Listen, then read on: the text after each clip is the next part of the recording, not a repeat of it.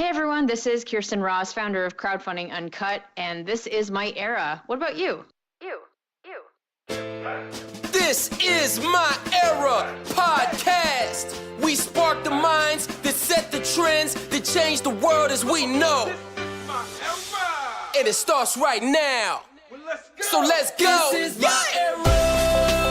Hosted by Kuda, Biza, and yours truly, Mr. Alexander Starr. This is My Era. Represents everybody who knows they want a better world and does something about it. This is our era. What about you?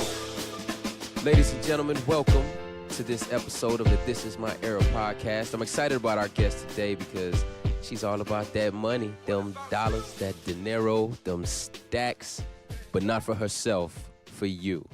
She is a crowdfunding product launch strategist.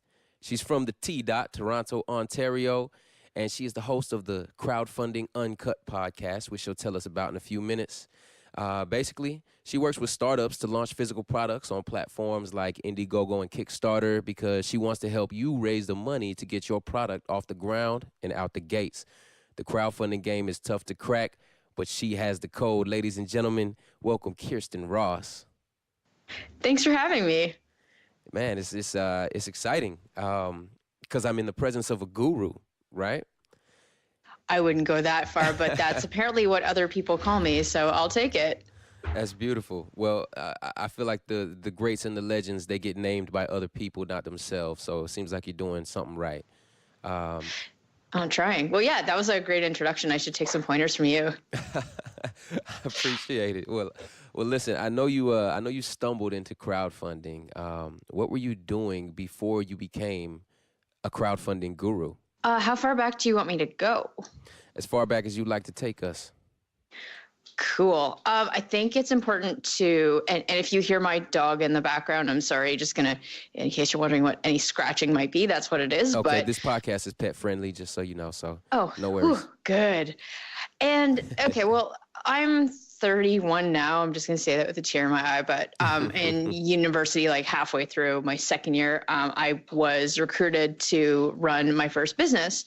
And the company in Canada is called Student Works Painting. It's very similar to College Pro, where they recruit university students and give them like a business in a box, where they give you the tools you need and a mentor to teach you how to run your first business. And the model is a house painting franchise. So that first year I did it, I was responsible for marketing and sales in a certain area. Okay. And it was my job to find houses to paint. And then when I booked said houses, I would need to find painters and then train them and bring them in to get the work done. And I end up, after a disastrous first year, I wanted to come back and learn to be better. So I ended up like running the franchise for all of university, did around $350,000 in revenue over those years. And when I graduated, I didn't really know what I wanted to do because I was a biochemistry major. And from going into running a company, I was like, I do not want to work in a lab. So I was kind of lost with what I wanted to do. And the company offered me a position to be a startup advisor where my role would now be to, instead of run the painting company, I would teach other people how to become entrepreneurs. And so for 4 years, I worked across Canada helping onboard essentially taking someone who was like 18 to 21 years old and teaching them how to go from $0 to six figures in revenue in under a year. And I really, really liked that because I was taking people who typically had no business experience and had no idea what was possible for them if they didn't have the right guidance. But with the right guidance, like anything's possible. So, right, so I'm sorry to cut you off there. So you said you started off as a biochem? I did, biochem major. And how did you end up in the business world as a biochem major? You said you were recruited? Yeah, so I was recruited by, so their business model is they'll go to a classroom and do an announcement to say, hey, we're looking for students who are looking to stand out from their peers and have a different kind of experience. So if you come to this information session to learn more. And so I went to this session and learned about how they taught us how to run a company, and it has nothing to do with my major, but it gave you management experience, which is what I was looking for, because at the time I was 17 and my resume was like littered with KFC and Taco Bell. So I wanted something legitimate. And so you saw the opportunity to do something outside of your realm, and you took it. Yeah, exactly. And I ended up like, at first I was like, I'm too cool to run a painting company, but you have to kind of look past that to the skill set I was going to develop. And I ended up falling in love with it. And that, like, going into sales and marketing helped me realize I did not want to work in the sciences. And I knew that what I was going to do would be something in the business sector. Mm-hmm. So I quickly finished my degree and just dove myself into work. So that's how I got into consulting and like helping people start companies. And if, you might now hear the segue into, these are where the seeds were planted for crowdfunding. And like, once I was like, 24, 25 at the time when I finished with the company, and I had no idea what I wanted to do. I'd done 7 years with them, and I knew there was like more for me because I felt like I'd kind of mastered that. Sure. And so I went traveling for a bit, spent the next couple of years like trying to find myself and figure out what I wanted to do. And it wasn't until like 2 years after quitting my corporate job in the UK that I had to commit to be an entrepreneur and just figure out what that was. So I had money in the bank. I had no idea what I wanted to do. I just knew I was miserable working for someone else at that point. So I ended up moving back to Toronto. And I remember my first networking event back, I met the founder of my very first crowdfunding campaign. And that is how I got into crowdfunding. Is we ended up teaming up on a project, and we launched a campaign about 3 months after meeting. And it was a disaster. Like we, in crowdfunding terms, we had a goal of $50,000 and we raised $17,000. So our campaign was a failure.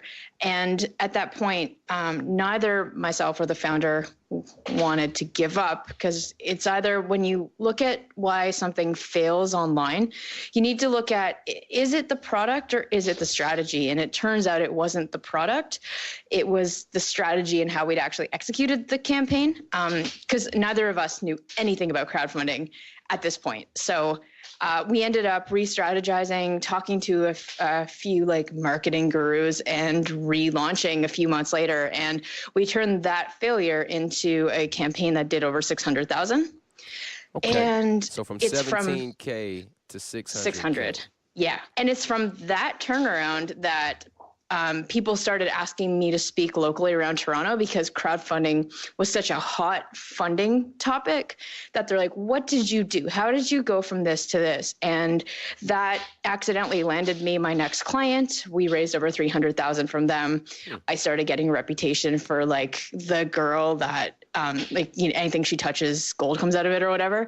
Bad analogy, but you get the point. And I just kept getting, like the Midas touch. And I just kept getting campaigns and having really big successes from them. So, okay. So I want to backtrack real quick. Here we go. I want to backtrack. So you had this career path, and you jumped out of your comfort zone to be in the corporate world from biochem. And then after years in the corporate world, you decided that that wasn't really for you and that wasn't fulfilling.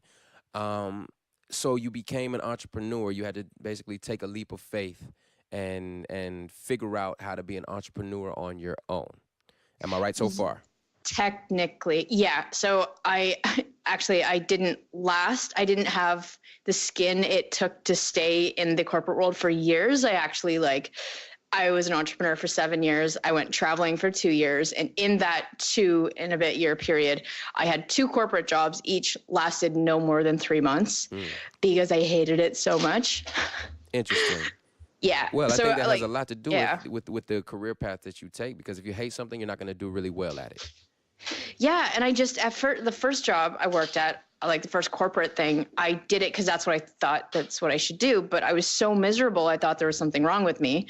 So I went back to entrepreneurship for a bit with the painting company. And then I was like, nope, don't want to do this. Like, I love them, but I'm meant for more things. And so I then tried corporate again, this time with like a company that was literally perfect. Like, they were funded, they were a startup, you had complete freedom to do what you wanted. And I still felt suffocated. And I think I knew at that point where being my own boss, I thrived because I can call my own shots, set my own income goal and hit it, versus I felt really suffocated in like the corporate being controlled by someone else environment. So I just knew I was an entrepreneur. And at that point, after that second gig in corporate, I was like, I am not doing myself justice by continuing to try to fit into what everyone thinks I should do. And I was just like, I figure out this entrepreneur thing. So I committed to it, and here we are.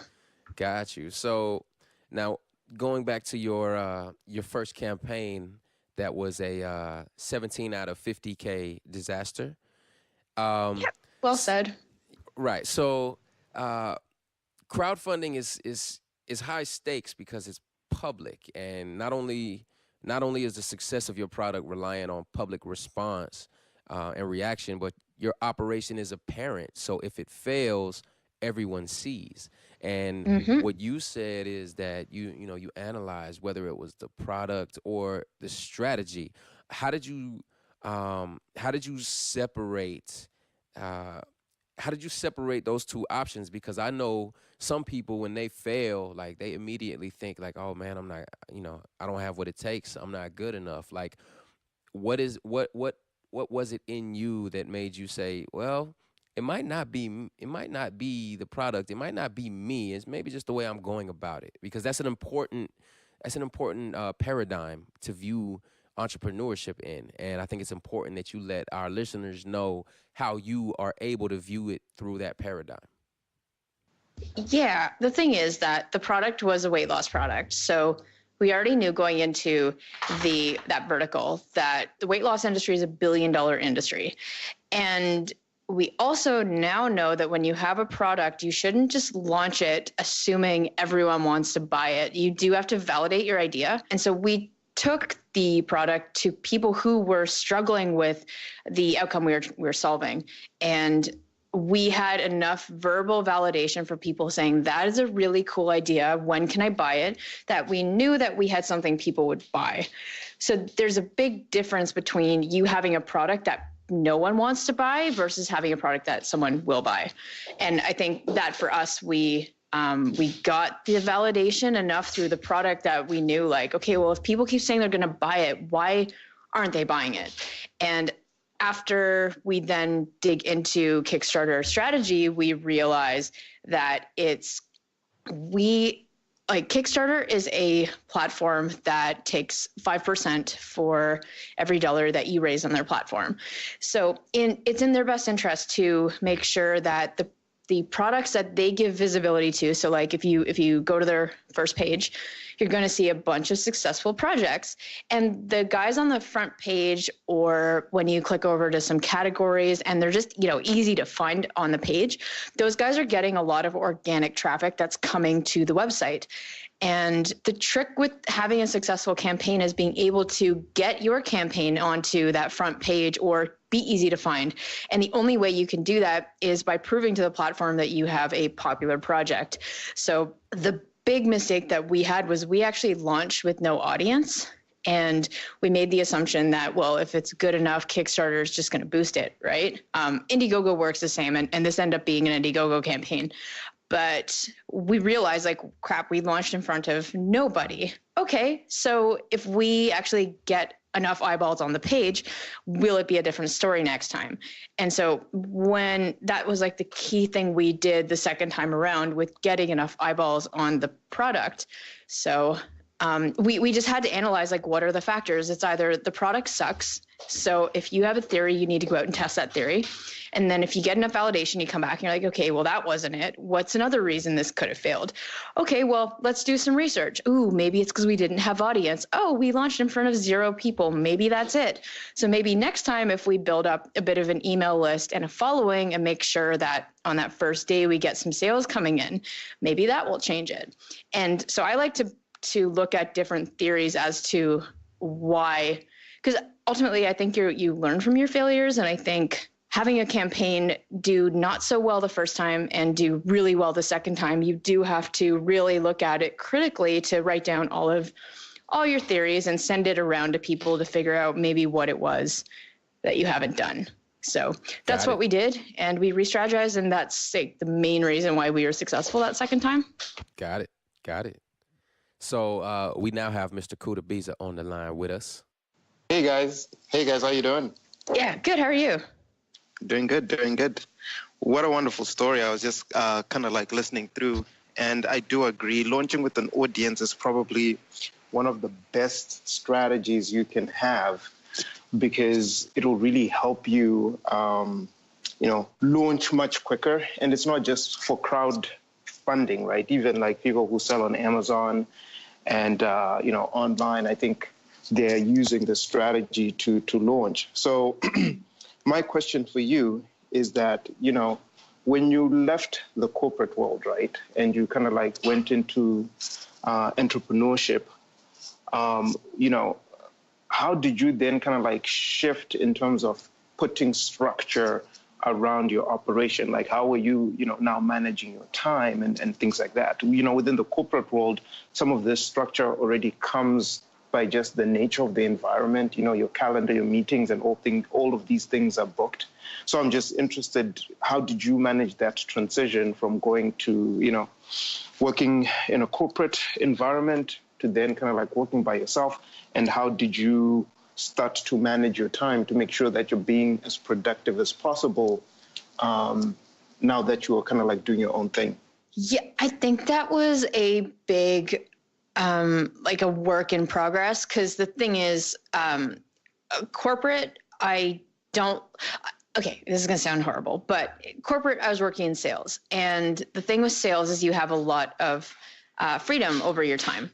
And if you're not in the office a lot, for me, I don't like pretending to work 8 hours a day. Like I'm the person that if you give me an outcome of you want me to hit X sales target, and if I can figure out a way to do that in half the time without my boss knowing about it, I'm going to do it. Just for efficiency, and like, what's the point of pretending to work just for optics? Because I find that a lot of the corporate world, there's this mentality that they pay you for 9 hours in a day. So you should be doing busy work 9 hours a day, even though maybe half that time you're not actually producing any reasonable outcome. So I think I started playing around with how to kind of cheat the system and how I could be home half the time, but still be one of the top salespeople and hit my personal goals. When I quit corporate, I had all this time in the world, but I also had no direction. I knew I wanted to work for myself, but I was living in London at the time, and I had no clue what I wanted to do. I had money in the bank. I knew I hated my job. So I hated working for someone so much that I would just I was getting depressed, and I knew that it wasn't, even though I had no specific plan, I was kind of like slowly dying inside. So I had to make a change. So first thing I did was I started going to networking events, and I knew I had one goal, which was to truly figure out what I was going to do. And I didn't know how I was going to do that. So what I did was I launched myself into networking events to see what other people were doing. And I didn't really know I didn't have a tangible, this is exactly what I need to do. Cause unlike a lot of other people where you quit your job to pursue something very specific, I had to figure that out. And so I took the approach of, okay, go to networking events. And then after 3 weeks, I realized oh man, I'm really good at consulting. Why don't I take what I learned from the painting company and apply that to helping freelancers? So I started taking on any freelance client that I thought I could help. And I started getting results that way. And then you kind of, figure out, like, I took the approach of try everything. And so I tried webinars, I tried building an email list, and you learn really quickly what you're bad at.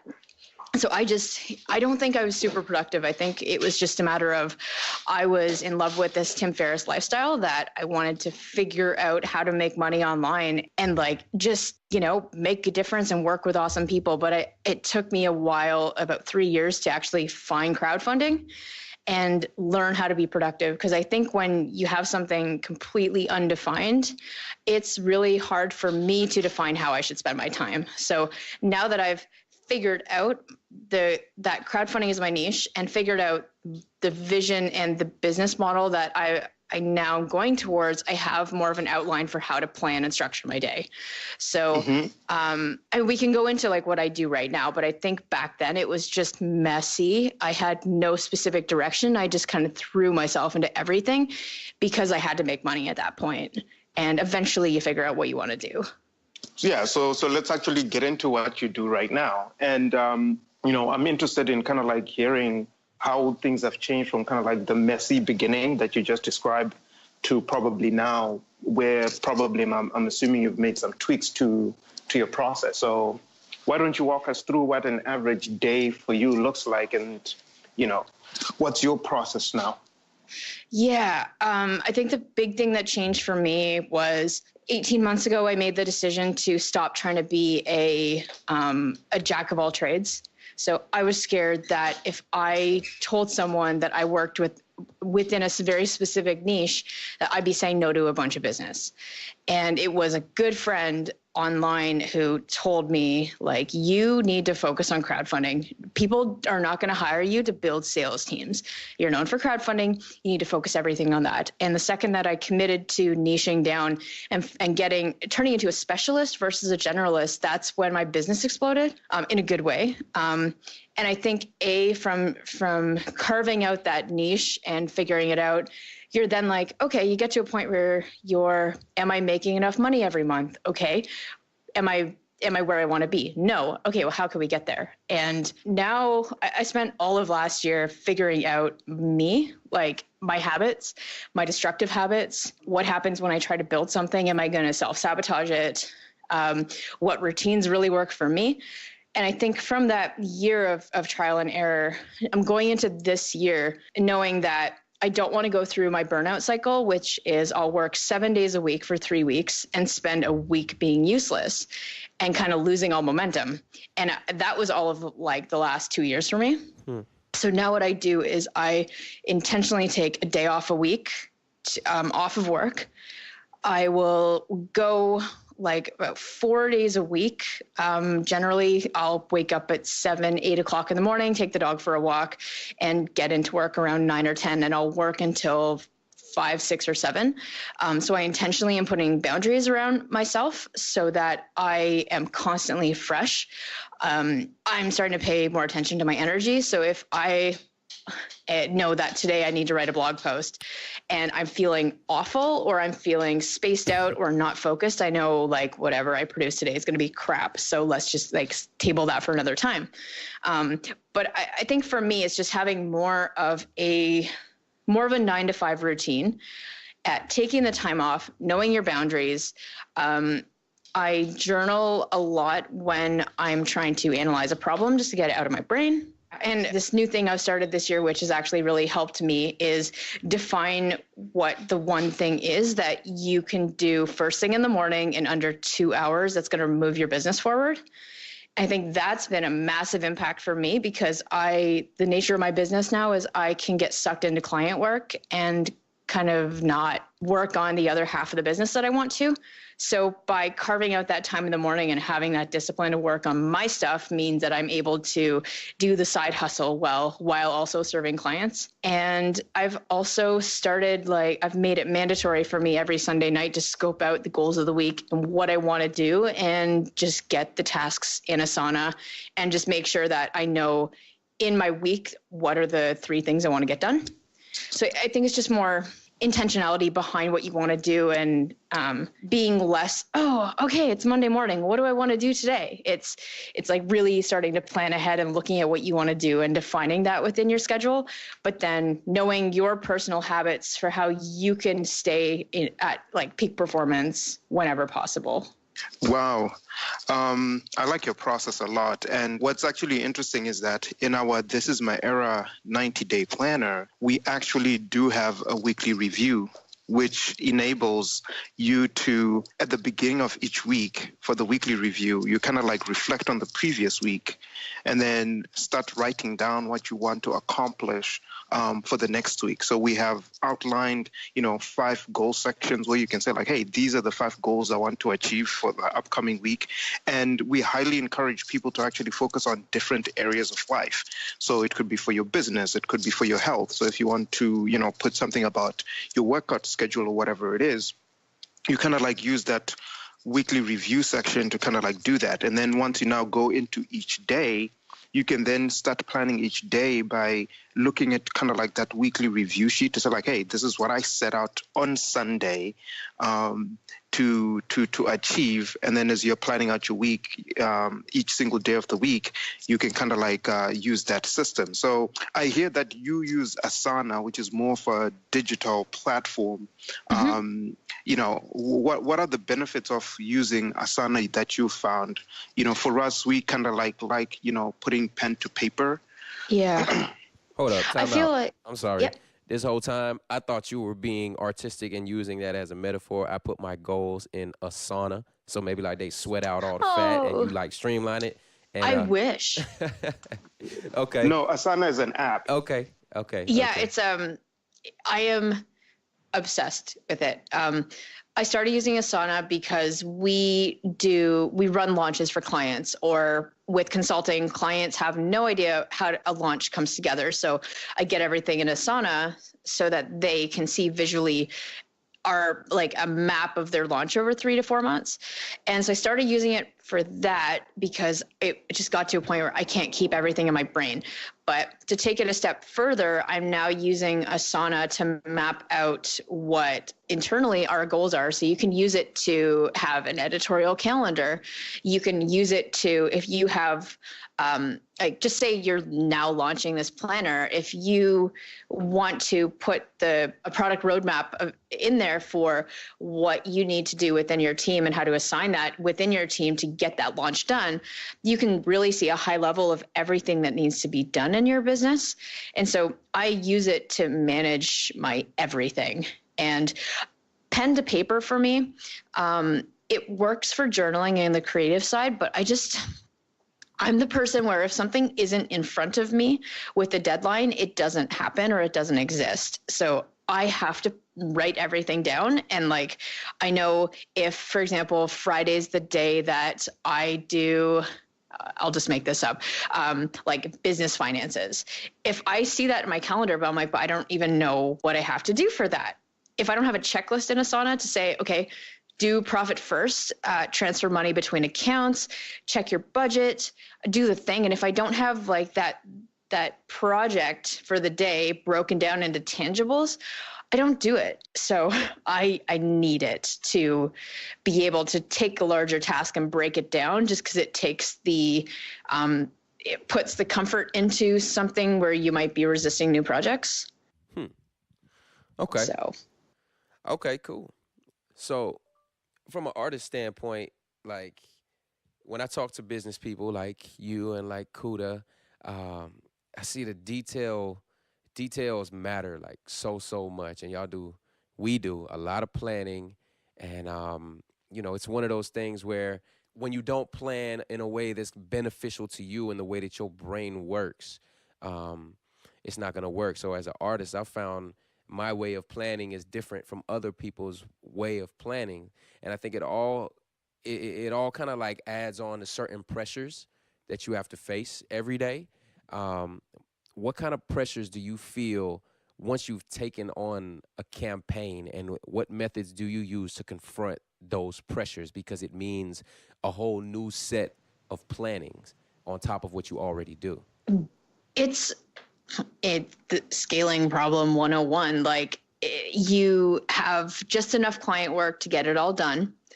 But then if you take on another 3 launches, or if I take on another 3 launches, for example, and all of a sudden I'm like, oh man, how am I going to get all of this done plus everything else? And so that's when you have to be aware of what your forecasting is. So it's one thing to set goals for, I want to bring in, say, $25,000 this month.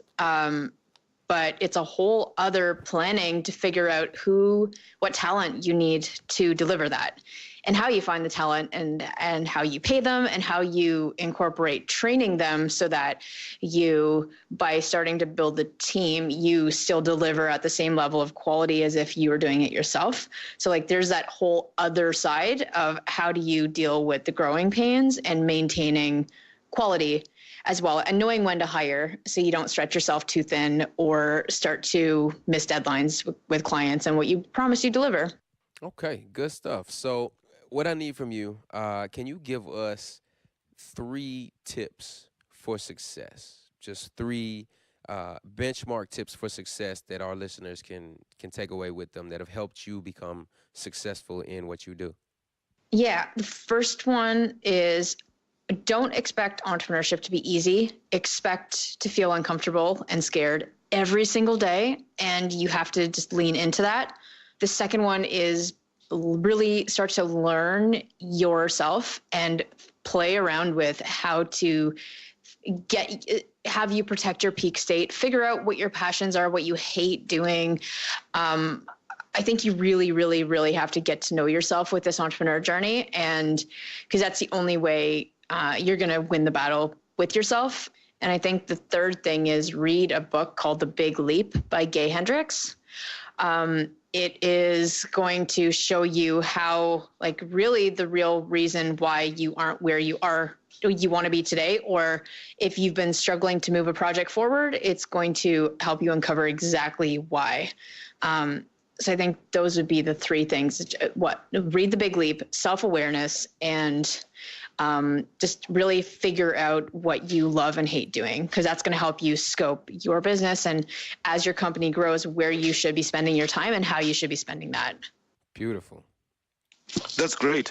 Before you leave, I have a couple of important questions that I think will be helpful to the audience. So the first one is, how do you actually build an audience? Or like with some of the projects that you've now launched, what tricks have the entrepreneurs and yourself, employed to start building an audience so that when you do launch your Kickstarter campaign, you have an audience that you can reach out to? Yeah, we do it through paid advertising. So there are 2 ways to build an audience. For my personal brand, I've done it organically, where I have a website, and on my website, I have a free download for something. So that download is relevant to anyone in my audience. So my audience might be people, or are people who want to learn how to launch their physical product using Kickstarter. So I created a freebie to help them. And in exchange for that freebie, they give me their email address. And so that's one way to do it. And that's the organic way. It takes a bit longer that way. But with our clients starting from ground zero, they don't have a year or 18 months to do this. So we do paid advertising with them, which follows the same funnel where someone will click on a Facebook ad, they will go to your landing page or your website, and it will say, hey, click here, or subscribe to learn more about our launch date and save 30% off when we go live. And so through paid advertising and driving traffic to your website is going to be a way to capture people's email addresses as well. And you should then absolutely nurture that list by sending out regular emails, trying to get to know them and educating them on your product as well. So that's like the fast but the expensive way to do it is through paid ads. That's great. And then if someone wants to work with you, right? So let's say I have this awesome idea that I want to launch and I want to find you. How can I find you? Yeah, the best thing to do, because you guys mentioned earlier, I have a podcast, and you can find free resources and the field guide I just mentioned at crowdfundinguncut.com. So when you go there, you'll see links to the podcast, which will have episodes on how to launch products and, all the thing. There's a work with me section, which you can go in for instructions on how to submit your project. And yeah, just getting in contact with any questions that you may have. Awesome. Yeah. Yeah, cool. And are you running a race lately? Because I think you were telling me like you do like, triathlons or something. Yeah, I did the Ironman in November, and I have like a half marathon on the books in April, but I just need to register for another Ironman style race. So I'm just kind of taking a break right now because it's fairly an intense commitment. Training. So. Yeah. And then one other thing is that if you do need guests for your podcast, we can come and we can kind of like talk about what we're doing and how our movement is kind of like changing lives, because we're using social entrepreneurship to change lives. So basically with This Is My Era, what we do is we launch different products across the brand, or with the desire or with the hope to help out. So with our planner, for each planner purchased, we give away a stationery kit to a child in Africa. And, I just thought I'll just throw it out there in case you're looking for guests. It might be good to feature on a podcast, which will probably be our first interview, I guess. But yeah, I checked out your interviews and they're pretty cool. Thank you. Yeah, no, actually, let me send over my link to book something, because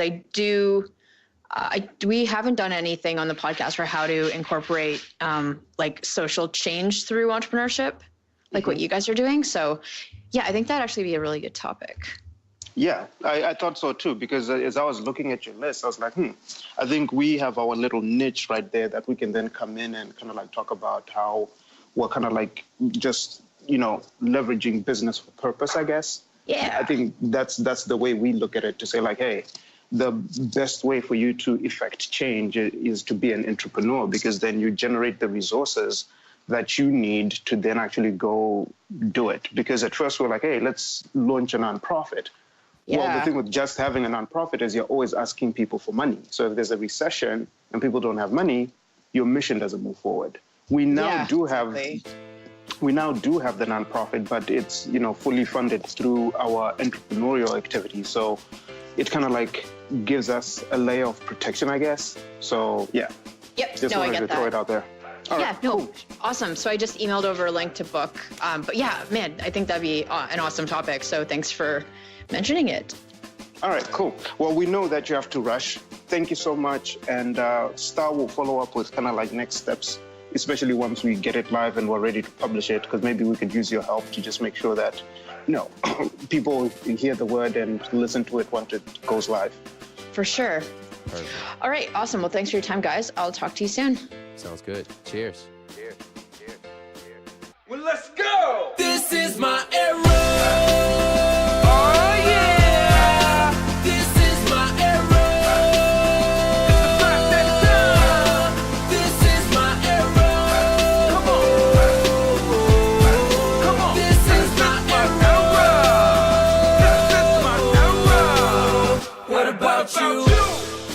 Everybody runs the race. Some have what it takes, and others don't make it through. What about you? Stand up when they call your name. Stand out when you do your job. Let greatness notice you. If you're just wishing for glory, then what are you asking? Victory ain't sweet if you don't live through the pain. So many great ones before me found glory everlasting. And this what I came to do, came to be. Cause see, this is my era. This is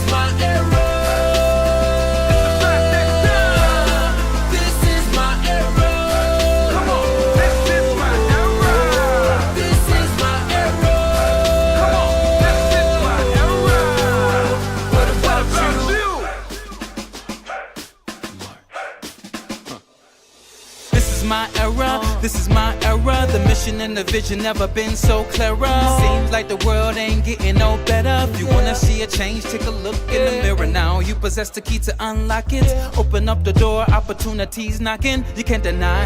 On this road that we're walking, there's gonna be some obstacles, but we'll keep on marching. Some will doubt you, even talk about you, but this world wouldn't be the same without you. Golden people on the rise, we know our value. Reaching the impossible, we'll show you how to. Don't know about you, but I know about me. I was born with everything I need to succeed. Living out the dreams, what I'm supposed to do, when I'm supposed to be. Cause see, this is my era.